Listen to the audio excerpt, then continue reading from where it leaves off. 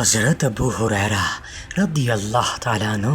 سے روایت ہے کہ سرکار دو عالم حضرت محمد مصطفیٰ صلی اللہ علیہ وآلہ وسلم کی بارگاہ رسالت میں عرض کیا گیا، یا رسول اللہ صلی اللہ علیہ وآلہ وسلم، غیبت کیا ہے؟ بس یہ سن کر نبی کریم صلی اللہ علیہ وآلہ وسلم نے ارشاد فرمایا، سنو، تم اپنے بھائی کے خلاف کوئی بھی ایسی بات کہو جو اس کو پسند نہ ہو تو یہ غیبت ہے۔ اس کے بعد لوگوں نے بارگاہ رسالت صلی اللہ علیہ وآلہ وسلم میں عرض کی، یا رسول اللہ صلی اللہ علیہ وآلہ وسلم، وہ بات جو کہی جا رہی ہے وہ بات میرے بھائی میں موجود بھی ہو تو پھر بھی کیا یہ غیبت ہے؟ بس یہ سن کر سرکار دو عالم حضرت محمد مصطفیٰ صلی اللہ علیہ وآلہ وسلم نے فرمایا، وہ بات جو تم کر رہے ہو، وہ بات اگر وہ شخص سن لے